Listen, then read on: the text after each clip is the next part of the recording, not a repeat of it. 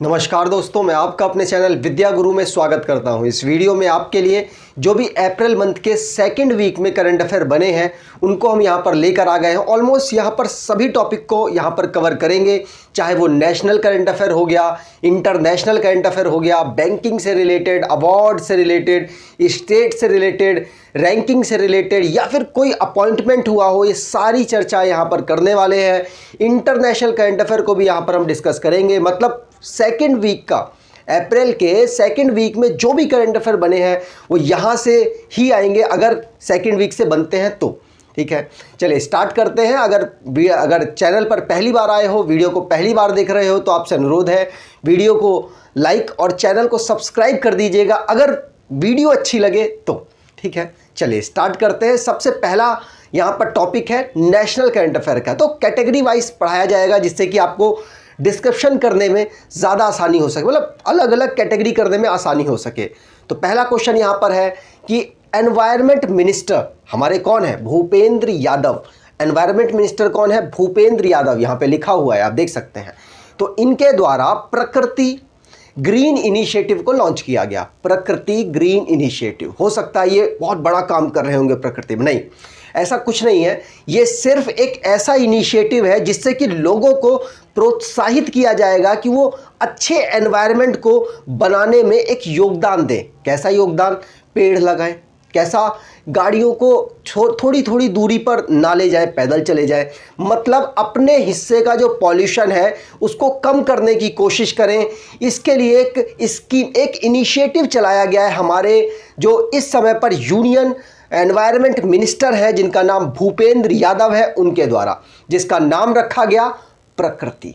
क्या? प्रकृति। याद रखिएगा, ये मोस्ट इंपॉर्टेंट क्वेश्चन बन सकता है, पूछा जा सकता है। प्रकृति के अंतर्गत क्या किया जाएगा, किसके द्वारा इसको लॉन्च किया गया, ये क्वेश्चंस बन सकते हैं। मैंने यहाँ पर बताने की आपको कोशिश की है। ठीक है, जिसमें ये जो प्रकृति है इसके अंतर्गत पेड़ लगाना, ये सब तो बताया जाएगा। साथ साथ ये भी बोला जाएगा कि भाई प्लास्टिक्स को कम यूज़ करो। प्लास्टिक्स कम यूज़ करोगे तो पॉल्यूशन ऑटोमेटिकली थोड़ा सा कम हो जाएगा। ठीक है, मतलब एक ऐसा इनिशिएटिव जिसमें अवेयरनेस फैलाई जाएगी, इतना आपको ध्यान रखना है। पेपर के लिए आपके हिसाब से सफिशिएंट है। अगला क्वेश्चन है, रामनाथ कोविंद जी अभी रिसेंटली में एम्स्टर्डम गए थे। एम्स्टर्डम नीदरलैंड की कैपिटल है। नीदरलैंड गए थे, वहाँ के एम्स्टर्डम में इन्होंने येलो ट्यूलिप का नाम चेंज कर दिया है, जिसका नाम रखा गया, मतलब नाम रखा है, एक वैरायटी का नाम रख दिया है जिसका नाम मैत्री है। क्या है? जिसका नाम मैत्री। पूछा जा सकता है, रिसेंटली में एक येलो ट्यूलिप नाम की एक फ्लावर है जिसका नाम रखा गया मैत्री। वो किस स्टेट में ऐसा किया गया हमारे रामनाथ कोविंद जी के द्वारा? तो आंसर हो जाएगा जो नीदरलैंड है वहाँ की कैपिटल में ये काम किया गया। इंपॉर्टेंट क्वेश्चन है, याद रखिएगा। तो यहाँ पर और भी अलग अलग फील्ड में काम किया गया, जैसे कि एग्रीकल्चर की फील्ड में कोलैबोरेशन किया गया, health, urban development, science and technology, इन सब में एक बायलैटरल रिलेशनशिप को आगे बढ़ाने की कोशिश की गई। लेकिन इंपॉर्टेंट यहाँ पर यही निकला कि जो येलो ट्यूलिप है, एक तरीके की वैरायटी है, फ्लावर्स की येलो कलर के होते हैं, उसका नाम मैत्री रखा गया है। ठीक, चलिए आगे बात करें। तो अगला क्वेश्चन है, यूनेस्को कोशिश करता है कि जो एक डोपिंग करते हैं ना, डोपिंग करने का मतलब जो खिलाड़ी लोग हैं वो एक्स्ट्रा पदार्थ अपने अंदर ले लेते हैं जिससे कि उनकी स्टेमिना इंक्रीज हो जाता है, उसको कम करने के लिए यूनेस्को पहल करता है, अलग अलग पहल करता रहता है कि भाई ये करना चाहिए, ऐसा करना चाहिए, मतलब अलग अलग डोपिंग टेस्ट करवाता है।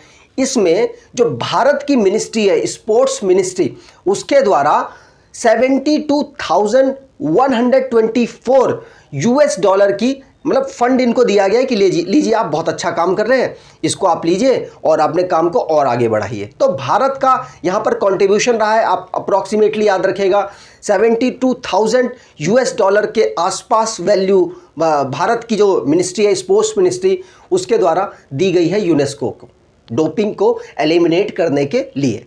यहाँ पर बात की जाए इस समय पर हमारे मिनिस्टर ऑफ स्पोर्ट कौन है, तो आंसर यहाँ पर हो जाएगा मिनिस्ट्री ऑफ स्पोर्ट्स इस समय पर अनुराग ठाकुर जी संभाल रहे हैं।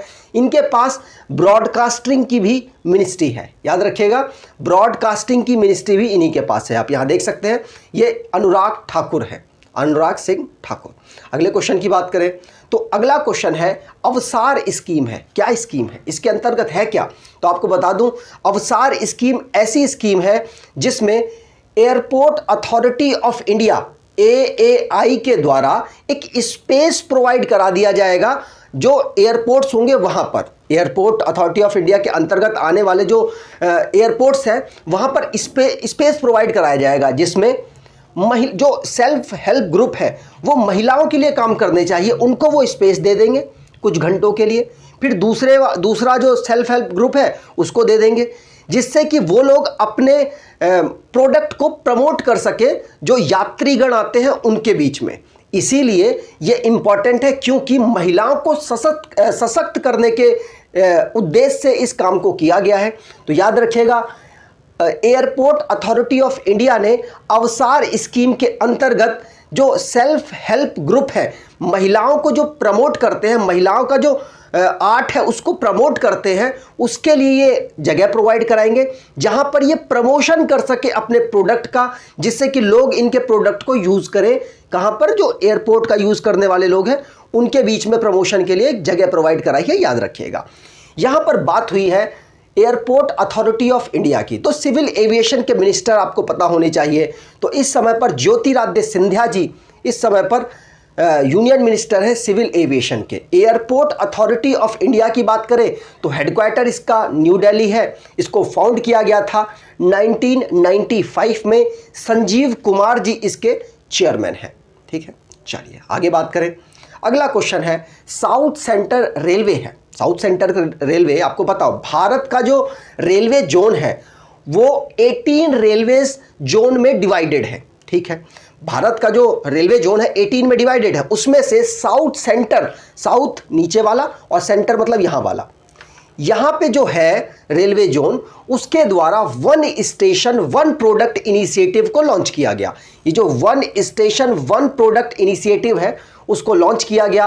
आपको बता दूं, साउथ सेंट्रल जो रेलवे है उसका हेडक्वार्टर पड़ता है सिकंदराबाद में, और सिकंदराबाद रेलवे स्टेशन में ही इस स्कीम की इनिशिएट किया गया है। याद रखिएगा, वन स्टेशन वन प्रोडक्ट, ये उसी तरीके से है जैसे उत्तर प्रदेश में वन डिस्ट्रिक्ट वन प्रोडक्ट चल रहा है, जिसके अंतर्गत एक प्रोडक्ट को एक डिस्ट्रिक्ट के अकॉर्डिंग जाना जा रहा है। मतलब माना जाता है कि जैसे आपको पता होगा मेरठ बैट के लिए, क्रिकेट बैट के लिए फेमस है, तो उसके लिए उसको प्रमोट किया जाएगा। इसी प्रकार से साउथ सेंट्रल रेलवे ने भी यही स्कीम के अंतर्गत क्या किया है, एक स्टेशन एक प्रोडक्ट इनिशिएटिव लॉन्च किया है, जिससे जो एक प्रोडक्ट है उसको प्रमोशन ज़्यादा होगा। मतलब लोग आते हैं स्टेशन में, लोग उसको देखेंगे तो लोग उसको यूज़ करने के इच्छुक तो होंगे ना, जिसके लिए मतलब जो वहाँ के लोकल थिंग्स हैं उसको प्रमोशन मिल सकेगा। याद रखिएगा, सिकंदराबाद में पहला ये काम किया गया है। आगे बात करें, इंपॉर्टेंट है, रेलवे से तैयारी करने वाले जो स्टूडेंट हैं उनके लिए मोस्ट इंपॉर्टेंट क्वेश्चन है। आगे बात करें, गवर्नमेंट ऑफ इंडिया ने ब्रॉडकास्ट सेवा प्लेटफॉर्म है, ब्रॉडकास्ट सेवा को लॉन्च किया। अच्छा, इससे क्या होगा? तो हमारे ब्रॉडकास्टिंग के मिनिस्टर है अनुराग ठाकुर जी, उनके द्वारा इसको लॉन्च किया गया ब्रॉडकास्ट सेवा पोर्टल। इसमें होगा क्या, ट्रांसपेरेंसी बढ़ाई जाएगी। ट्रांसपेरेंसी का मतलब आप कोई लाइसेंस बनवाते हैं, लाइसेंस बनाते हैं, आपका स्टेटस दिखाया जाता है कि भाई आपका ये काम इस टाइम पर चल रहा है, अंदर के काम नहीं दिखाए जाते। तो उसको और बेहतर बनाने के उद्देश्य से इस पोर्टल को लॉन्च किया जाएगा, जिसमें इंटरनली बताया जाएगा कि आपकी फाइल इस टेबल से इस टेबल पर पहुंची, इस टेबल से इस टेबल पर पहुंची, जिससे कि आपकी जो पारदर्शिता है, जो ट्रांसपेरेंसी है और डेवलप की जा सकेगी। सिर्फ ये एग्जाम्पल दिया है, इसके अलावा और भी काम, जैसे परमिशन आपको लेनी है। मान लीजिए अगर आप दिल्ली पर रहते हैं तो दिल्ली में मकान बनवाने के लिए आपको परमिशन चाहिए होती है, उसमें आपकी फाइल कहाँ कहाँ किस स्टेप पे पहुंची और कहाँ फेल हो गई, ये भी आपको पता चल पाएगा इस ब्रॉडकास्ट सेवा पोर्टल का यूज करेंगे तब।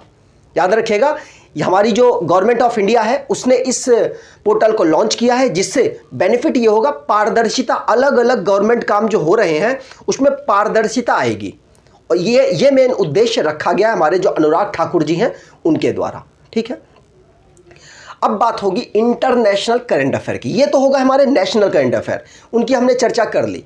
अब यहां पर इंटरनेशनल जो भी करंट अफेयर बने हैं उनकी हम यहां पर चर्चाएं करेंगे। सबसे पहला क्वेश्चन है, सर्बिया के प्रेसिडेंट रिसेंटली में बने हैं, कौन, क्या नाम है उनका? अलेक्जेंडर वुसिस। अलेक्जेंडर वुसिस इनका नाम है। प्रोनाउंशिएट आप कुछ भी कर सकते हैं, लेकिन अलेक्जेंडर वुसिस आपको नाम याद रखना है ताकि एग्जाम में अगर आ जाए तो हम कर पाए। तो प्रेसिडेंट ऑफ सर्बिया बने हैं अलेक्जेंडर वुसिस। सर्बिया की बात की जाए तो सर्बिया की कैपिटल है बेलग्रेड और दिनार इसकी करेंसी है। प्रेसिडेंट तो आपने इनको देख लिया, अलेक्जेंडर वुसिस इनका नाम है। ठीक है, चलिए आगे बात करें। अगला क्वेश्चन है चाइना से। चाइना डेवलपमेंट में काफ़ी काम कर भी रहा है और साथ ही साथ ग्वाफेन 303 अर्थ ऑब्जर्वेशन की एक सैटेलाइट है, इन्होंने लॉन्च की और वो सक्सेसफुली काम हो चुका है। याद रखिएगा, एग्जाम में इस तरीके से क्वेश्चन बन सकता है कि ग्वाफेन 303 अभी एक सैटेलाइट लॉन्च की गई, किसके लिए की गई, क्या काम है इसका, तो आपको बता दूं अर्थ का ऑब्जर्वेशन करेगी ये।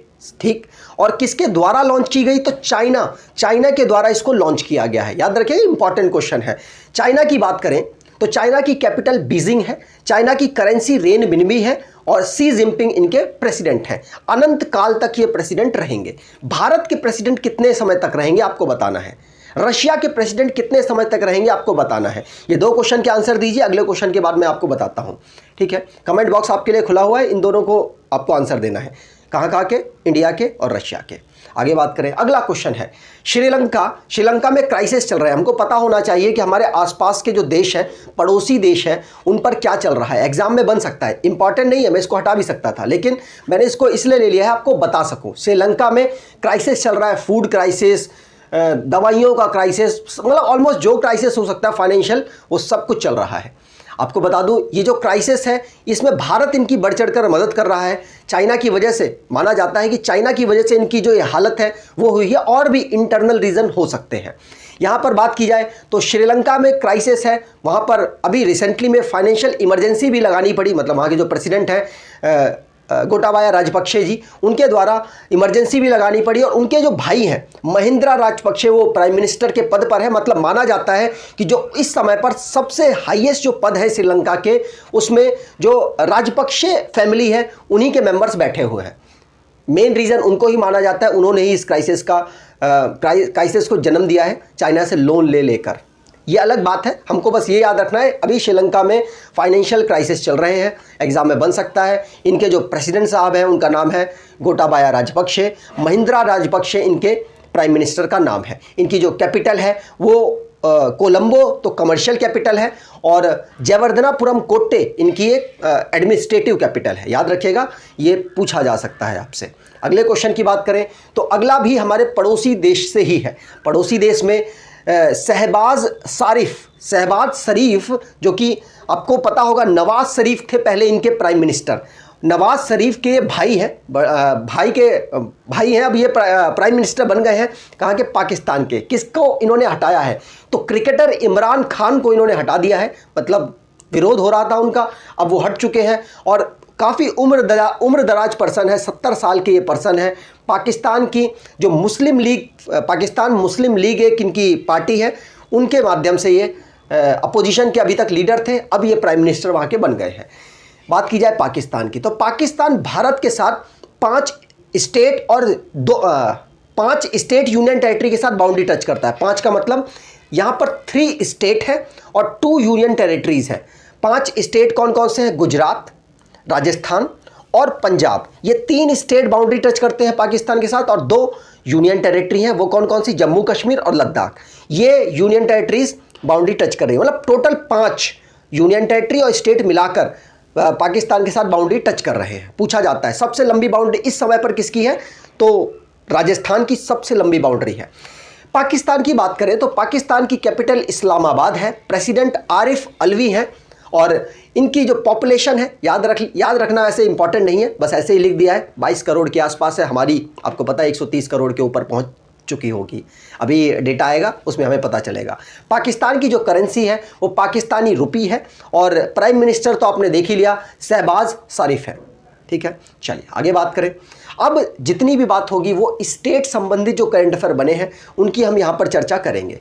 तो पहला क्वेश्चन है, अगला क्वेश्चन है आंध्र प्रदेश से। आंध्र प्रदेश के जो चीफ मिनिस्टर हैं YS जगन मोहन रेड्डी जी, इनकी तस्वीर आप देख सकते हैं। इन्होंने रिसेंटली में 13 डिस्ट्रिक्ट का डेवलपमेंट कर दिया है।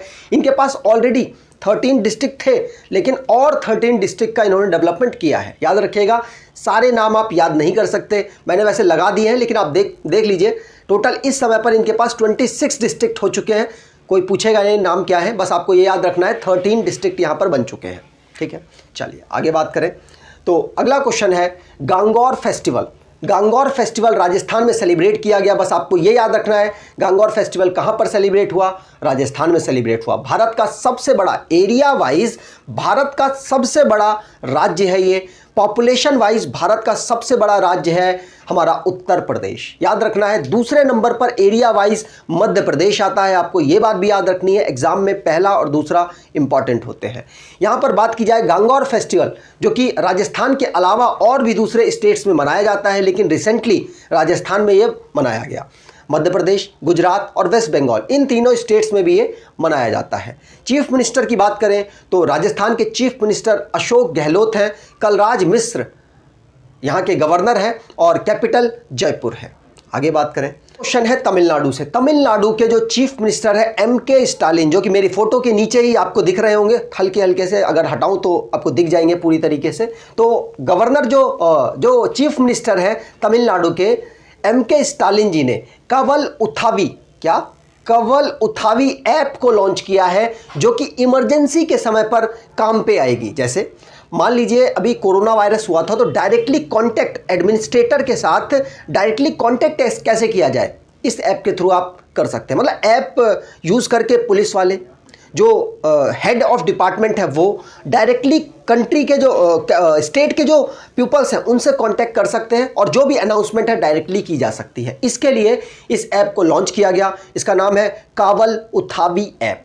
याद रखिएगा, तमिलनाडु में लॉन्च हुई है। तो तमिलनाडु की जो कैपिटल है वो चेन्नई है और चीफ मिनिस्टर MK स्टालिन है। RN रवि जी यहाँ के गवर्नर हैं। आगे बात करें, अगला क्वेश्चन है सरहुल फेस्टिवल। रिसेंटली में सरहुल फेस्टिवल झारखंड में सेलिब्रेट किया गया। याद रखना है, सरहुल फेस्टिवल यहाँ पर सेलिब्रेट हुआ है और किसके द्वारा किया गया, तो इनकी एक ट्राइब है। कौन सी ट्राइब? जो सरना रिलीजन को फॉलो करने वाली ट्राइब है, उनके द्वारा इसको सेलिब्रेट किया गया है। याद रखिएगा, इंपॉर्टेंट क्वेश्चन हो जाता है।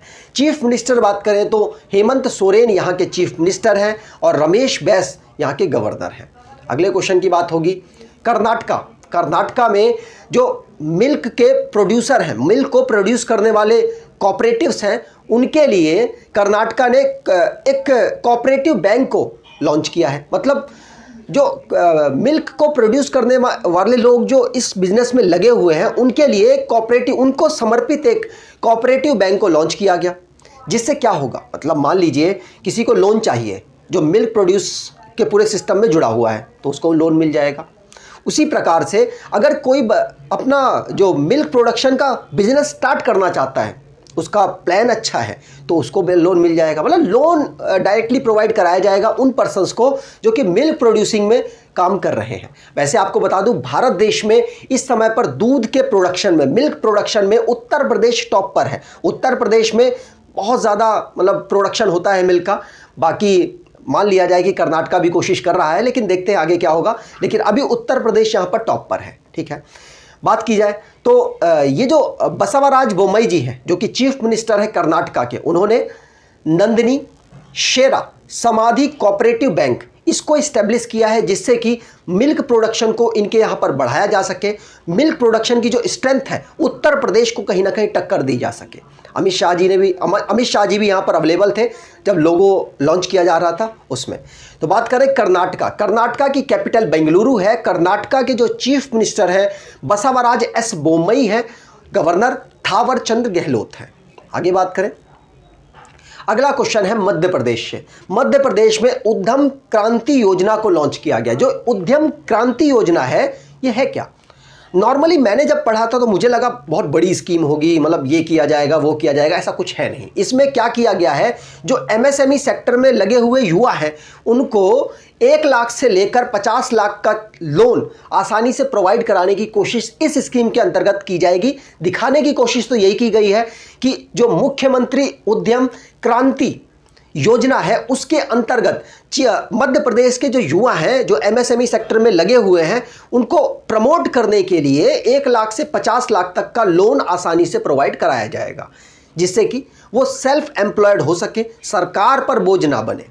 कहीं ना कहीं ये एक रीज़न हो सकता है। मध्य प्रदेश के जो चीफ मिनिस्टर हैं शिवराज सिंह चौहान इनका नाम है, मंगूबाई सी पटेल यहाँ के गवर्नर हैं, भोपाल यहाँ की कैपिटल है। आगे बात करें, अगला क्वेश्चन है हिमाचल प्रदेश से। हिमाचल प्रदेश की जो कांगड़ा टी है उसको जीआई टैग अभी दिया गया है यूरोपियन कमीशन के द्वारा। अच्छा, आप सोच रहे होंगे अच्छा मतलब पहली बार दिया गया है, तो कांगड़ा जो टी है उसको ऑलरेडी जीआई टैग दिया जा चुका है, लेकिन हिमाचल प्रदेश के लिए इसको पहली बार दिया गया है जीआई टैग। तो ये आपको ध्यान रखना, हिमाचल प्रदेश की जो कांगड़ा टी है उसको जीआई टैग यूरोपियन कमीशन के द्वारा रिसेंटली में दिया गया, ध्यान रखना है। वैसे कांगड़ा टी को जीआई टैग का जो दर्जा है 2005 को दे दिया गया था, लेकिन उसके बाद जो कांगड़ा टी कहीं पर भी होती है उसको दिया गया, लेकिन कॉन्स्टेंटली जो हिमाचल प्रदेश के जो इससे जुड़े हुए लोग हैं, कांगड़ा टी से जुड़े हुए लोग हैं, उन्होंने इस पे बहुत बढ़िया काम किया, बहुत अच्छा प्रमोशन किया, बहुत अच्छा डेवलपमेंट किया, जिसकी वजह से कांगड़ा टी सिर्फ हिमाचल प्रदेश में अच्छी खासी डेवलप होने लग गई, जिसकी वजह से इसको जीआई टैग मिला है। याद रखिएगा, हिमाचल प्रदेश की बात की जाए तो 2 कैपिटल हैं, शिमला जो कि समर की कैपिटल है, धर्मशाला जो कि विंटर की कैपिटल है। हिमाचल प्रदेश के गवर्नर राजेंद्र अर्लेकर हैं और चीफ मिनिस्टर जयराम ठाकुर हैं। आगे बात करेंगे, अगला क्वेश्चन उत्तराखंड से है। उत्तराखंड के चीफ मिनिस्टर की तस्वीर मेरे नीचे ही है बिल्कुल। तो उत्तराखंड के जो चीफ मिनिस्टर हैं पुष्कर सिंह धामी, जिन्होंने 1064 एंटी करप्शन मोबाइल ऐप को लॉन्च किया। आपको लग रहा होगा अच्छा 1064 जो ऐप है वो लॉन्च की गई है, नहीं, नाम है ये 1000 एंटी करप्शन मोबाइल ऐप, ये एक नाम है ऐप का, जिसको लॉन्च किया गया है हमारे उत्तराखंड के चीफ मिनिस्टर पुष्कर सिंह धामी को, जो कि अपने स्टेट में कहीं ना कहीं करप्शन को लेकर काफ़ी ज़्यादा कंसर्न है, चाहते हैं कि उनके यहाँ पर जो करप्शन है वो ज़ीरो हो सके, जिसके लिए उन्होंने इस ऐप को लॉन्च किया। अगर कोई पर्सन है करप्शन करता है तो नॉर्मल जो सिटीजन्स हैं, नॉर्मल जो उत्तराखंड के जो सिटीजन्स हैं वो भी कंप्लेन दर्ज कर सकते हैं, और एक अधिकारी होगा जो इस सारी कंप्लेन को मतलब रिसर्च करेगा, और अगर कोई पाई जाती है, कोई दिक्कत पाई जाती है तो उस अधिकारी पर एक्शन भी लिया जाएगा। इस मोबाइल जो करप्शन ऐप लॉन्च की गई है, एंटी करप्शन ऐप लॉन्च की गई है, उसके अंतर्गत ये काम किया जाएगा। बात की गई है उत्तराखंड की, तो उत्तराखंड की भी 2 कैपिटल है, एक है देहरादून विंटर की और गैरसैंण समर की है, पूछी जाती है गैरसैंण, रिसेंटली में बनाई गई है। बात की जाए इसके गवर्नर की तो लेफ्टिनेंट जनरल गुरमीत सिंह है, और इनके चीफ मिनिस्टर बता ही दिए मैंने आपको, पुष्कर सिंह धामी है। आगे बात करेंगे, अगला क्वेश्चन है एमके स्टालिन जी दोबारा आ गए, तमिलनाडु के चीफ मिनिस्टर हैं, और इन्होंने पेरियार मेमोरियल समथुवापुरम में एक मेमोरियल इन्होंने डेवलप किया, जिसमें ये पैसा देंगे, मतलब सिंपल सी बात है, जो सेल्फ हेल्प से जुड़ी हुई वुमेन्स हैं उनको ये प्रमोट करने की कोशिश कर रहे हैं, और साथ साथ उनको लोन प्रोवाइड करा रहे हैं, जिससे कि वो अपने जीवन व्यापन को और बेहतर कर सके, अपना जो आर्ट है उसको दुनिया के सामने अच्छे से प्रस्तुत कर सके। पैसे की कमी की वजह से उनका जो आर्ट है, जो उनकी जो कला है वो दबे ना, जिसके लिए इस मेमोरियल को डेवलप किया गया। वहाँ पर इनको हेल्प की जाएगी, जो वुमेन्स है जुड़ी हुई सेल्फ हेल्प ग्रुप की, उनको मदद की जाएगी। याद रखिएगा, उनको वादा किया गया है घर वगैरह भी देने का, लेकिन अभी तो ये सिर्फ वादा है, देखते हैं आगे क्या होगा। तो कुछ पैसा यहाँ प्रोवाइड कराया जाएगा जो कि लोन के माध्यम से इनको दिया जाएगा, जो वहाँ पे काम करने वाले जो बिजनेसमैन्स हैं, जो सेल्फ हेल्प ग्रुप में जुड़ी हुई वुमेन्स हैं, उनको याद रखिएगा। आगे बात करते हैं, अगला क्वेश्चन है, अब जितने भी क्वेश्चंस आएंगे वो रैंक और रिपोर्ट से रिलेटेड होंगे। याद रखिएगा, रैंक और रिपोर्ट से रिलेटेड क्वेश्चंस मोस्ट इंपॉर्टेंट होते हैं, और सारे मोस्ट इंपॉर्टेंट बने भी हैं। बात की जाए, हुरून ने एक लिस्ट निकाली है रिचेस्ट सेल्फ मेड वुमेन की, जिसमें भारत की जो महिला है फाल्गुनी नायर 10th पोजीशन पर है। वैसे तो भारत में ये टॉप पोजीशन पर है, लेकिन टोटल ओवरऑल देखा जाए पूरे दुनिया में, तो पूरे दुनिया में इनका नंबर 10वां आता है। याद रखिएगा, ये इनकी तस्वीर है। यहाँ पर बात की जाए दुनिया में टॉप पर कौन है जो कि सेल्फ मेड वुमेन है और रिचेस्ट पर्सन है, तो आपको बता दूं सेल्फ मेड में जो दुनिया में रिचेस्ट है वो चाइना की एक महिला है, ओंगफर की को फाउंडर है, जिनका नाम है वू याउन। वू याउन इनका नाम है, चाइना से बिलोंग करते हैं। वैसे तो टॉप 3 पोजीशन पर चाइना के ही पर्सन है, लेकिन हमें टॉप पोजीशन याद रखनी है। और साथ साथ भारत की जो पर्सन है जिनका नाम है फाल्गुनी नायर, उनका नंबर भी आपको याद रखना है। वो 10th पोजीशन पर है, भारत में ये टॉप पर है। ठीक है, चलिए आगे बात करेंगे। अगला क्वेश्चन है, फोर्ब्स ने एक बिलियनियर की लिस्ट जारी की। याद रखिएगा, इसमें भारत के जो टॉप मोस्ट पर्सन है वो रिचेस्ट, मतलब टॉप मोस्ट रिचेस्ट पर्सन है जिनका नाम है कौन, एक ही ना, अंबानी जी। ठीक है, मुकेश अंबानी, उनका नंबर आई थिंक 10th है। लेकिन आपको ये ध्यान रखना है दुनिया में जो टॉप पोजीशन पर है ये पर्सन है Elon Musk. Elon Musk Tesla के मालिक और साथ साथ स्पेस क्राफ्ट के भी ये स्पेस एक्स के भी ये मालिक है। ठीक है, और दूसरे नंबर पर जेफ बेजोस आते हैं। यहाँ पर वैसे मैंने लिस्ट लगा दी है। 10th नंबर पर मुकेश अंबानी, भारत के टॉप रिचेस्ट पर्सन है ये, और इलॉन मस्क यहाँ पर पहले पोजीशन पर, दूसरे पर जेफ बेजोस है। और भारत का आपको नंबर याद रखना है। ठीक है, जो मुकेश अंबानी जी हैं वो रिलायंस इंडस्ट्री से जुड़े हुए हैं। ठीक, अगले क्वेश्चन की बात की जाए तो अगला क्वेश्चन है, क्यूएस वर्ल्ड यूनिवर्सिटी रैंकिंग में जो भारत की कौन सी ऐसी मतलब यूनिवर्सिटीज़ थी जो इनमें इंक्लूड हुई। टॉप 100 जो यूनिवर्सिटीज़ में भारत की कौन सी यूनिवर्सिटीज़ का रैंक आया है, तो 2 है। भारत की 2 यूनिवर्सिटीज़ हैं, आईआईटी बॉम्बे और आईआईटी दिल्ली। आईआईटी दिल्ली और आईआईटी बॉम्बे का यहाँ पे नंबर आता है। वैसे तो क्यूएस वर्ल्ड यूनिवर्सिटी रैंकिंग में अलग अलग सब्जेक्ट्स में भी टॉप यूनिवर्सिटीज़ घोषित की गई हैं, तो उनके बारे में भी चर्चा कर लेते हैं। लेकिन ओवरऑल बात की जाए तो overall MIT Massachusetts institute of technology, इसको टॉप पोजीशन मिली है। लेकिन अगर सब्जेक्ट्स वाइज बात की जाए तो सब्जेक्ट्स वाइज में आर्ट एंड ह्यूमैनिटी में यूके की यूनिवर्सिटी ऑफ ऑक्सफोर्ड को टॉप पोजीशन मिली है। इंजीनियरिंग एंड टेक्नोलॉजी में MIT को, जो कि USA की है, उसको टॉप पोजीशन मिली है। लाइफ साइंस एंड मेडिसिन में हार्वर्ड यूनिवर्सिटी जो USA की है उसको टॉप पोजीशन मिली है। नेचुरल साइंस में MIT को टॉप पोजीशन, और सोशल साइंस एंड मैनेजमेंट में हार्वर्ड यूनिवर्सिटी USA की को टॉप पोजीशन मिली है। ठीक है, याद रखना है। IIT बॉम्बे और IIT दिल्ली इसमें टॉप 100 में आती हैं। अब बात होगी अपॉइंटमेंट से रिलेटेड। जो भी अपॉइंटमेंट से रिलेटेड क्वेश्चंस बने हैं उनको रिवाइज करेंगे और पढ़ेंगे। पहला क्वेश्चन है यहाँ पर, फॉरेन सेक्रेटरी हमारे बने हैं। फॉरेन सेक्रेटरी जिनका नाम है विनय मोहन क्वात्रा इनका नाम है। ये फॉरेन सेक्रेटरी के पद पर अपॉइंट किए गए रिसेंटली में। फॉरेन सेक्रेटरी के पद पर रिसेंटली में जिन्होंने इस्तीफे दिए हैं, जिन्होंने रिजाइन किया है, उनका नाम है हर्षवर्धन सिंगला की जगह विजय मोहन क्वात्रा जी लेंगे। याद रखिएगा, फॉरेन मिनिस्ट्री इस समय पर हमारे जयशंकर साहब जी संभाल रहे हैं। ठीक, चलिए आगे बात करते हैं। अगला क्वेश्चन है, RBI ने रिसेंटली में मुरली नटराजन जी का पद अपॉइंट किया है, मतलब उनको दोबारा से रीअपॉइंट किया है MD और CO के पद पर DCB बैंक के जो MD और CO के पद पर दोबारा से अपॉइंट किए गए RBI के द्वारा, जिनका नाम है मुरली नटराजन। याद रखिएगा, इनको अप्रूवल दिया गया है कि भाई आप दोबारा से MD और CEO के पद पर बैठ जाएं। तो DCB बैंक की बात की जाए तो इसका हेडक्वार्टर मुंबई है। मुरली M नटराजन इनका नाम है, जो कि MD और CO के पद पर है, और 1930 में इस बैंक को फाउंड किया गया था। आगे बात करें, अगला क्वेश्चन है, जो हमारे मनोज सोनी जी यूपीएससी के चेयरमैन के पद पर बैठे हैं।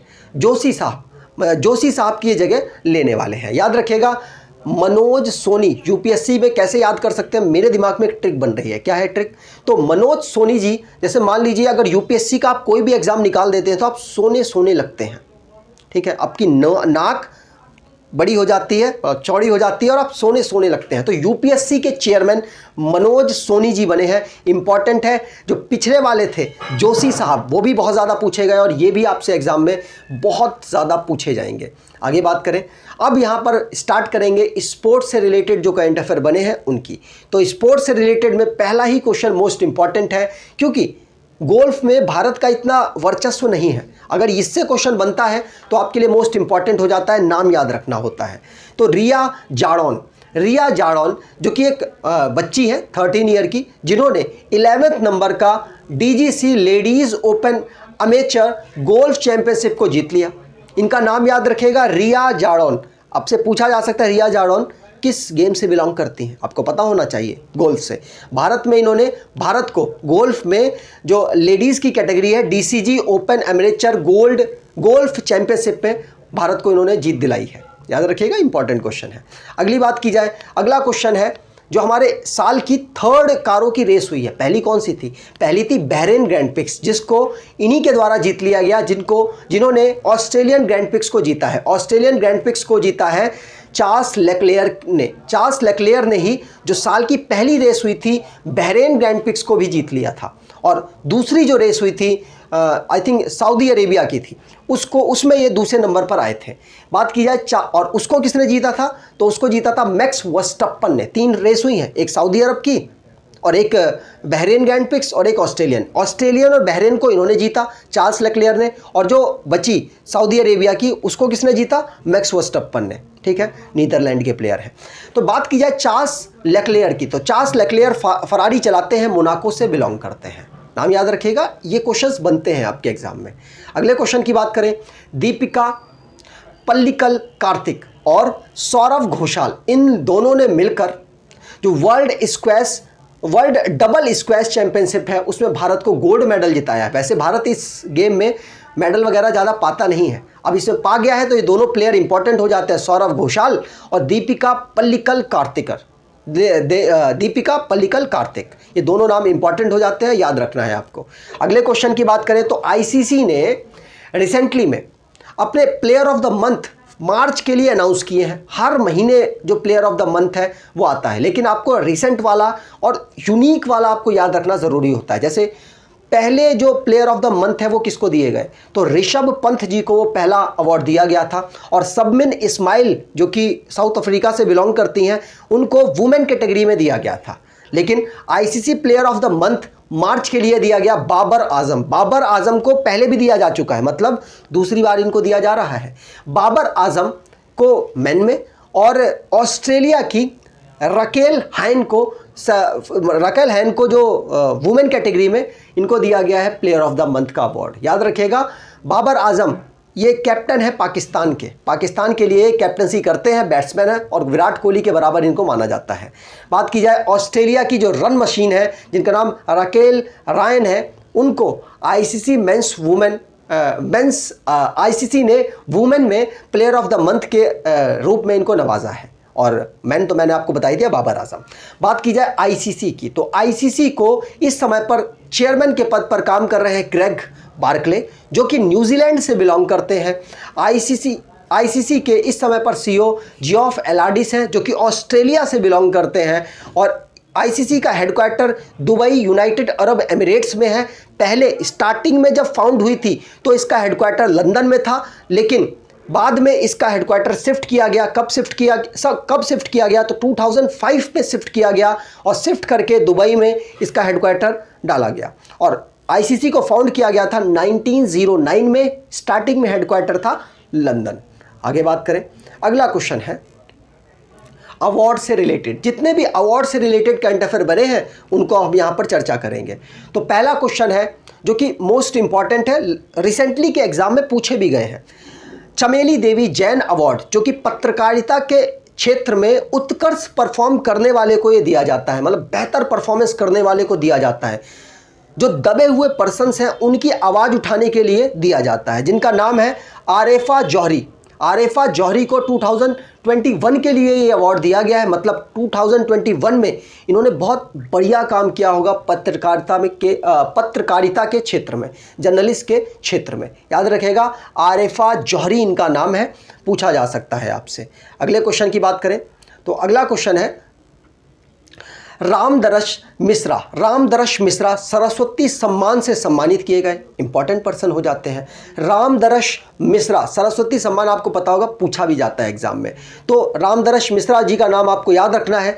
और इनको जो ये अवार्ड है ये किसके लिए दिया गया? तो आपको बता दूं, मैं तो यहाँ हूँ के लिए इनको, ये जो इनकी एक पोयम थी उनके लिए इस सम्मान को इनको दिया गया। और जो ये सम्मान है सरस्वती सम्मान, ये के बिरला फाउंडेशन के द्वारा दिया जाता है। आगे बात करेंगे, अगला क्वेश्चन है ग्रैमी 2022 अवार्ड दिए जा चुके थे, लेकिन उसमें भारत की एक महिला है जिसको अवार्ड मिला है। किसके लिए मिला है? तो बेस्ट चिल्ड्रंस म्यूजिक एल्बम के लिए उनको मिला है। पूरी भारतीय नहीं है, भारत में जन्मा, लेकिन जन्म लेने के बाद फिर वो गई अमेरिका और अमेरिका में काम कर रही है इस समय। तो इंडिया और अमेरिका की एक पर्सन है जिनका नाम है फाल्गुनी शाह। फाल्गुनी नायर से कंफ्यूज बिल्कुल नहीं होना है, वो रिचेस्ट पर्सन है। और ये फाल्गुनी शाह जो कि म्यूजिशियन है, मतलब सिंगर है, और इनको बेस्ट चिल्ड्रन म्यूजिक एल्बम के लिए ग्रैमी अवार्ड मिला है। वैसे इनको नॉमिनेशन 2018 में भी मिला था, लेकिन उस टाइम पर जीती नहीं थी, लेकिन इस बार इनको जीत मिली है। नीचे आप तस्वीर देख सकते हैं साइड में। अगले क्वेश्चन की बात करें तो world press photo of the year award दिया गया किसको? कामलूप रेजिडेंट के जो स्कूल की फोटो है उसको।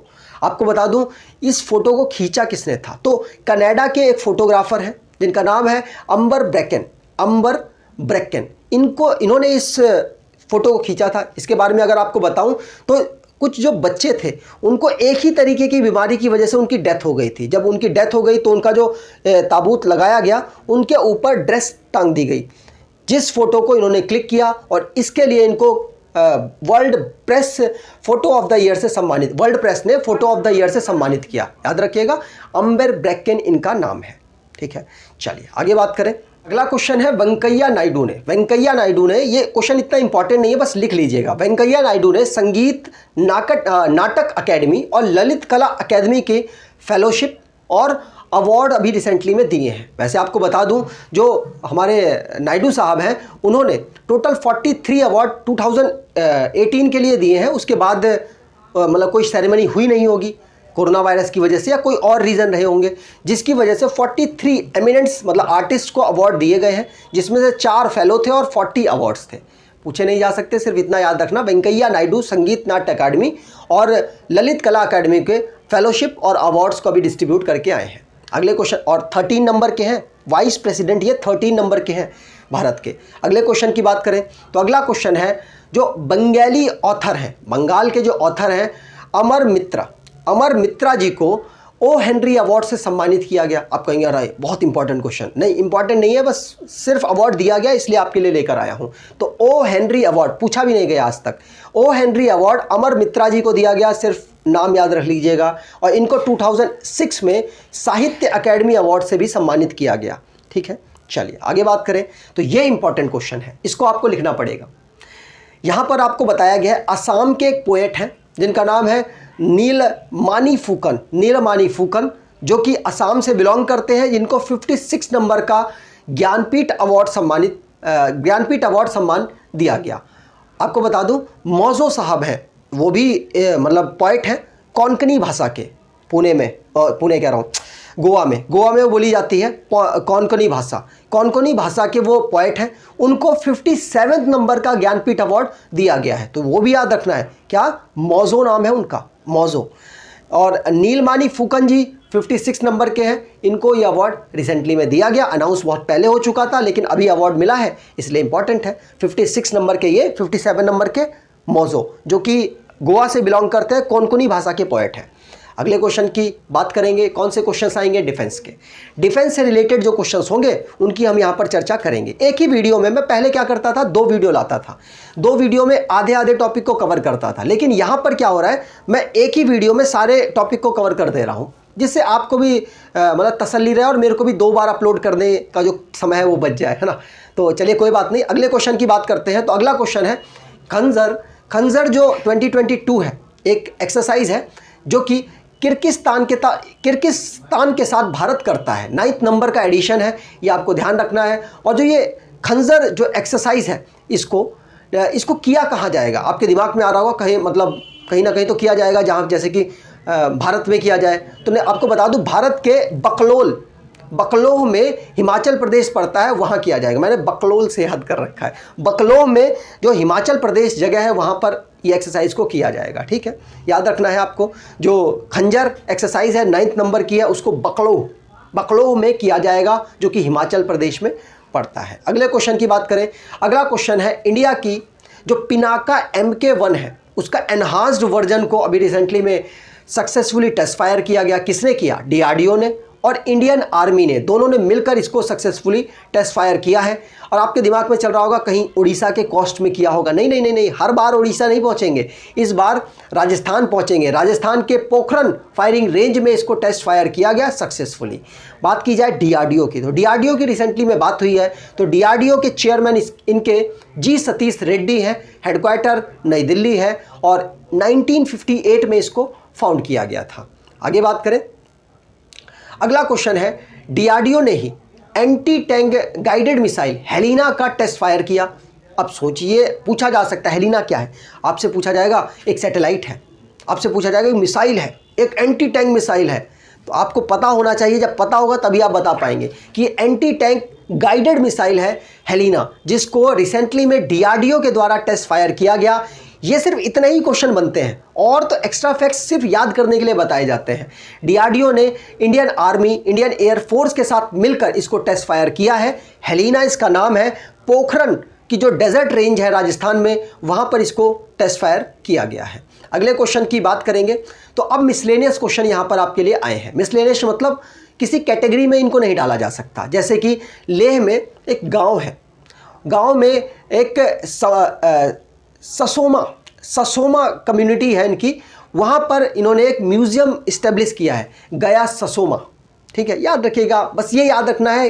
अभी रिसेंटली में लेह लद्दाख में जो गया ससोमा कम्युनिटी है उसने म्यूज़ियम इस्टेब्लिश किया है। ठीक है, इतना बस आपको याद रखना है। आगे बढ़ते हैं। अगला क्वेश्चन है, मिनिस्ट्री ऑफ आयुष कौन संभाल रहे हैं? असम के फॉर्मर चीफ मिनिस्टर है जिनका नाम है सर्बानंद सोनोवाल। सर्बानंद सोनोवाल जी के द्वारा आयुष मिनिस्ट्री को संभाला जा रहा है। उनके द्वारा आयुष मिनिस्ट्री ने योगा महोत्सव को, जो दिल्ली का रेड फोर्ट है उसके द्वारा इस्टेब्लिश किया गया। ठीक, मतलब उनके द्वारा इस्टेब्लिश मतलब लॉन्च किया गया। आपको बता दूं, जो रेड फोर्ट है वो किसने बनवाया था, कमेंट बॉक्स में टाइप कीजिए।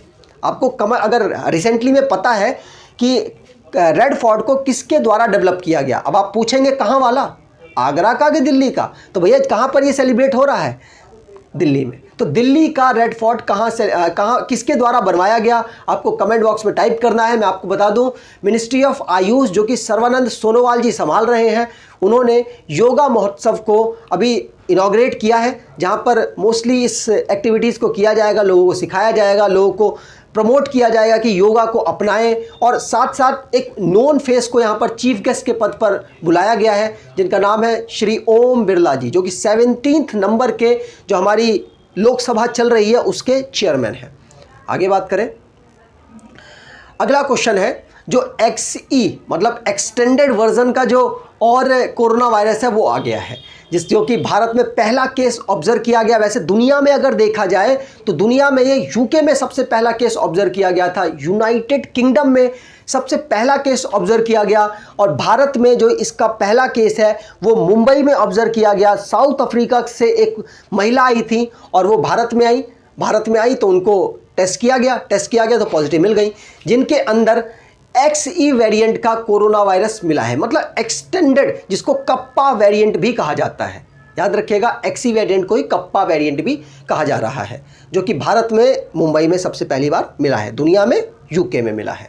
आगे बात करें, अगर आपको ये वीडियो अच्छी लगी है, इन्फॉर्मेटिव वीडियो लगी है, तो आपसे अनुरोध है वीडियो को लाइक कर दीजिएगा, चैनल को सब्सक्राइब कर लीजिएगा और एटलीस्ट अपने कुछ दोस्तों तक वीडियो को शेयर ज़रूर कीजिएगा। धन्यवाद।